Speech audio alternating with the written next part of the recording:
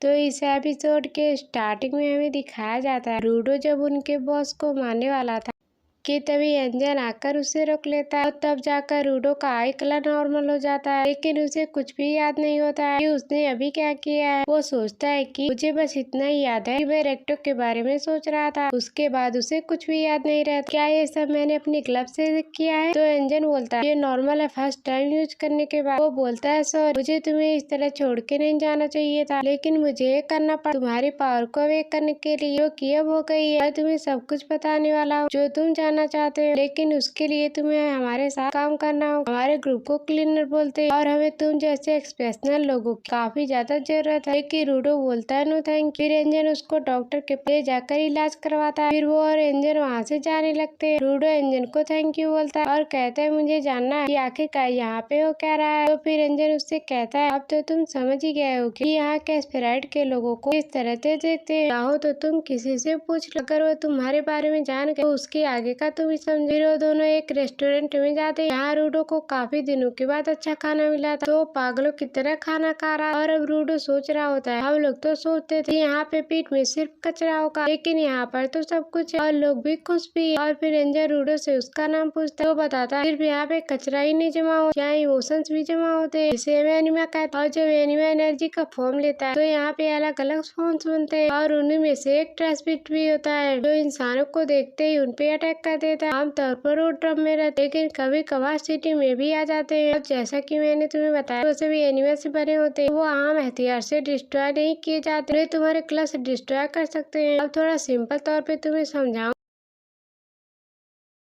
जिस भी चीज का इंसान काफी लंबे समय तक संभाल के रखता है और उसका देखभाल करता है तो उसमें उसका एनिमा आ जाता है और उसे वाइटल इंस्ट्रूमेंट कहते हैं। और एक डेड बीस्ट के एनिमा को वाइटल इंस्ट्रूमेंट का एनिमा ही डिस्ट्रॉय कर सकता है। ऐसे कुछ ही लोग जो कि वाइटल इंस्ट्रूमेंट की पावर को बाहर निकालते हैं। हम दोनों में ये पावर है, इसीलिए हम कीवर्ड्स और इसी वजह से तुम्हें हमारे ग्रुप क्लीनर्स में आना चाहिए। रूडो एक्साइटेड होकर पूछता है तुम मुझे फिर ऊपर जाने का तरीका बता दोगे ना? तो एंजल कहता है सच बताओ तो मुझे भी नहीं पता। फिर रूडो गुस्से में आके कहता है तुम मुझे इतने टाइम से पागल बना रहे थे। तो एंजन कहता है हमारे बॉस को बहुत कुछ पता है, शायद उन्हें इसका तरीका भी पता हो। फिर एंजन वहाँ से जाने लगता है और रूडो को कुछ पैसे देता है, ये कुछ खा ले। रूडो थैंक यू बोल ही रहा होता है, एंजन कहता है थैंक यू मत बोले, तुम्हारे ही कपड़े को बेचकर पैसे लाया हूँ, तुम इसे रख लो। और फिर वो आगे चला जाता है। तो फिर रूडो कहता तूने मेरे ही कपड़े बेच, बस मैं एक बार ऊपर चला जा फिर मैं तुझे बताता हूँ। वो ये सब बोल ही रहा होता है कि तभी एक बिल्ली आ जाती है, उसके पैसे वाले बैग को उठाकर भाग जाती है। रूडो उसके पीछे भागता है, रास्ते में उसे एक बंदे की लकड़ी मिलती है और वो उसी से बिल्ली को पकड़ लेता है। तभी पीछे से वो बंदा आता है और काफी ज्यादा गुस्से में कहता है वो मेरी ये चोर कहीं। तो फिर रूडो कहता है वो मेरे पैसे। वो बंदा कहता है पैसा नहीं वो डंडा। डंडा लेके चला जाता है।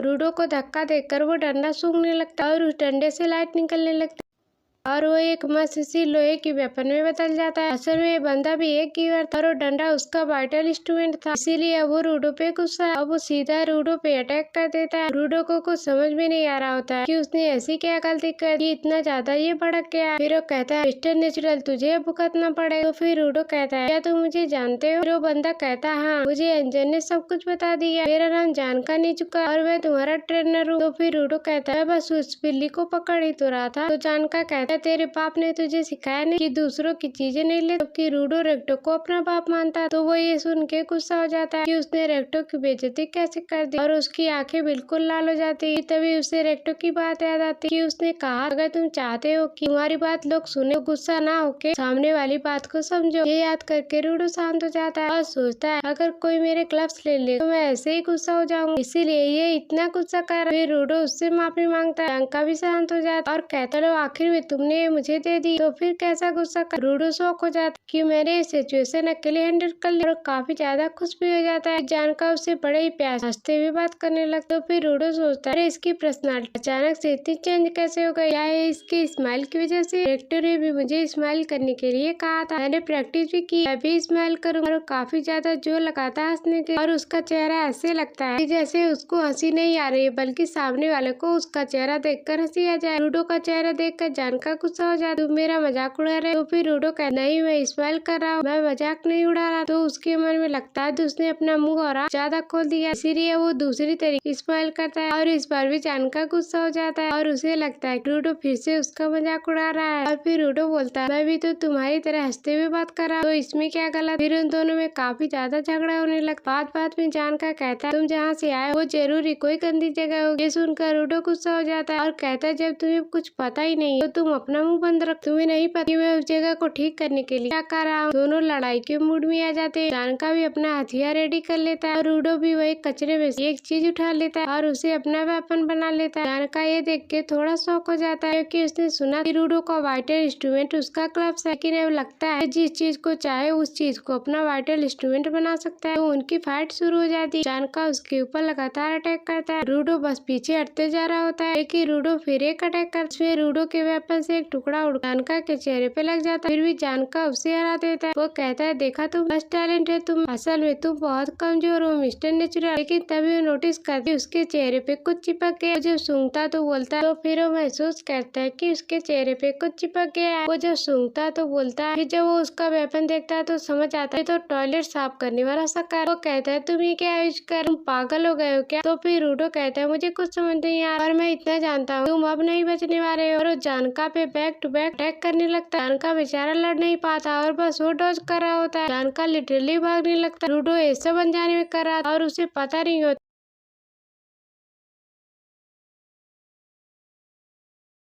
ये टॉयलेट साफ करने वाला शक्कर। और वो सोच रहा था उसके हाथों में कोई औसम वेपन लगे, इसे जानका को भी डर लग रहा है और वो उसका पीछा करने लगता है। वो दोनों खूब भागते हैं, लेकिन एक जगह एक बिल्ली आ जाए और फिर जानका को स्लो होना पड़ता है। तभी रूडो फिर वो सीधा उसके मुंह से गंदे कीचड़ से अटैक कर देता है और अब जानका का मुंह देखने लायक होता है। थोड़ी देर बाद वहाँ पे अंजन भी आ जाता है। वो दोनों को देखकर सोचता है इन दोनों की दोस्ती हो गई, लेकिन असल बात जानकर वो पागलों की तरह हंसने लगता है और कहता है मैंने पहली बार सुना है कि कोई गंदे कचरे से किसी को हरा दिया। जानका बेचारा मुँह छुपाए फिर रहा और फिर रूडो को भी समझ में आ जाता है कि मैं इतनी अकड़ इसके साथ किस चीज से लड़ रहा था। तभी हम एक और लड़की को देखते हैं जो कि गाड़ी के पीछे लेटी हो, उसका नाम रियो होता। पता नहीं क्यों लेकिन रूडो के बाल उसको बहुत ही अच्छे लगते। पूरे रास्ते उसके बालों में हाथ घुमाते रहती। फिर रूडो शौक हो जाती, कोई लड़की मेरे बाल सहला रही, क्या यहाँ पे ऐसा ही होता है। फिर वो चारों क्लीनर के हेड क्वार्टर चले जाते हैं। उनका हेड क्वार्टर काफी ज्यादा बड़ा होता है। तो अंदर जाकर इंजन रूडो की मुलाकात वहाँ की रिसेप्शनिस्ट से करवाता है जिसका नाम सैमियो होता है। सैमियो भी एक काफी टैलेंटेड कीवर होती है और वो एक ही झटके वो मक्खियों को अपने फर्क से पकड़ लेती है। रूडो तो शौकी हो जाता है। असल में शौकियों का बाइसल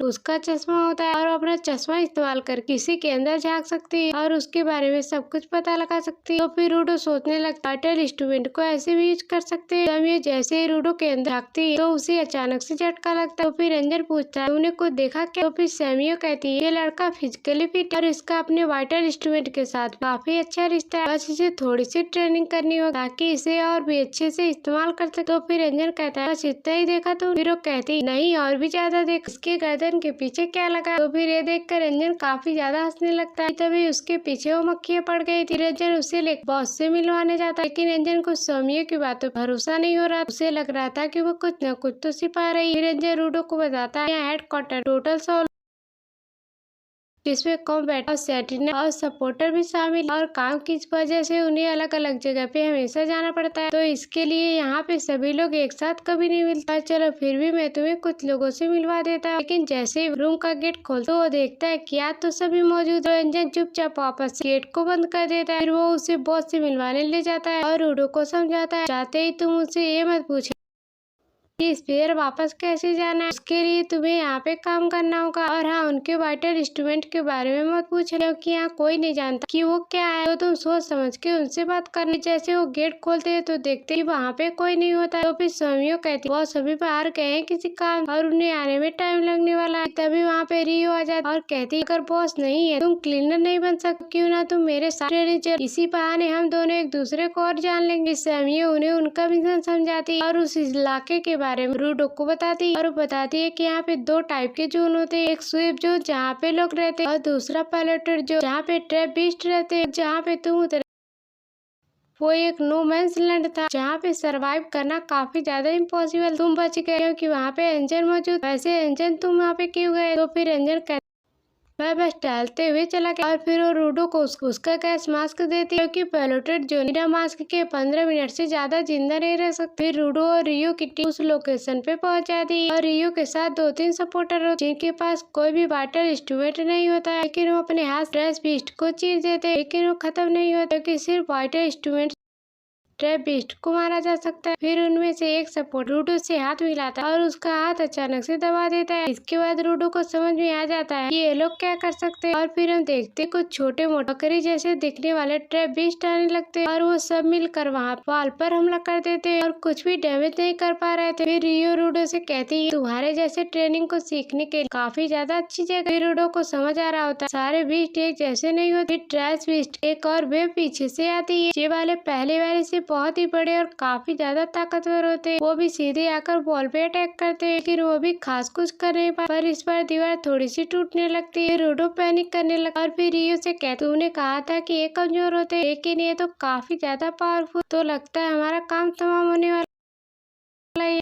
लेकिन रियो वहाँ पे चिल होकर देख रही होती है। फिर रूडो उसे देखकर काफी ज्यादा कंफ्यूज हो जाता है, ये इतनी शांत कैसे। कि तभी उनके पीछे वाली बॉल अचानक से टूट जाती है। जब वो देखते हैं तभी वहाँ पे एक बहुत ही बड़ा ट्रैप बीस्ट होता है और उसे देखकर उन सबके होश उड़ जाते हैं। फिर रूडो रियो से डरते हुए कहता है ये वाला हमें कुछ नहीं कर पाएगा ना। तो फिर रियो कहता है कुछ नहीं कर सकता, मैंने इतना बड़ा ट्रैप बीस्ट आज तक नहीं देखा। रूडो का चेहरा देखने लायक होता है। फिर रियो अपने पॉकेट से कैंची निकालती है और उसे आसमान में फेंकती है। वो कैंची उसका वाइटल इंस्ट्रूमेंट होता है जो कि काफी बड़ा हो जाता है। वो उसे सबसे अलग तरीके से इस्तेमाल करती है और अपने पैरों में उस कैंची को फंसाकर जबरदस्त अटैक करती है और काफी सारे छोटे वाले ट्रैप बीस्ट मार देती है। इस तरह से वो ट्रैप बीस्ट को मार रही होती है। रूडो ये सब देखकर काफी ज्यादा शॉक हो जाता है। तभी एक सपोर्टर रूडो से कहता है ध्यान रखना, वो चारों तरफ देखते हैं और एकदम चौकन्ने। तभी रूडो के पीछे एक ट्रैप बीस्ट अटैक कर देते, लेकिन वो अटैक सपोर्टर रोक लेता और वो उसे उठाकर सीधा रियो पे फेंक देता और रियो उसे मक्खन की तरह काट देती और कहती और भेजते आज मैं सबका काम खत्म करूंगी। रूडो उन सबका टीम वर्क फेंक काफी कुछ सीख रहा होता और कुछ ही देर में वहाँ सारे छोटे वाले ट्रैप बीस्ट खत्म हो जाते। अब वही सिर्फ बड़ा वाला बचा होता है। सपोर्टर से रियो की हेल्प करने के लिए आ रहे होते, तभी एक छोटी वाली ट्रैप बीस्ट उनके ऊपर हमला कर देती है, लेकिन सही समय रूडो बीच में आ जाता है और उसे एक रोड से रोक लेता है और वो अपनी पावर उस रोड को अपना वाइटल इंस्ट्रूमेंट बना देता है। हालांकि उसे अभी समझ में नहीं आता कि वो अपनी पावर कैसे यूज कर पाए। तभी रियो आकर उस बीस्ट को सीधा खत्म कर देती। फिर तभी एक सपोर्टर रियो से पूछता है तुमने वो बड़ा वाला खत्म कर। वो कहती मैंने उसे बीच से कई बार काट दी, लेकिन वो खत्म ही नहीं हुआ। किसी को वहाँ समझ में नहीं आ रहा होता कि आखिर एक ट्रैप बीस्ट वाइटल इंस्ट्रूमेंट से काटने के बाद भी वो खत्म क्यों नहीं हो रहा। फिर रियो सपोर्टर से कहती जाओ और बाकी सिटीज में तुम्हें इन्फॉर्मेशन दे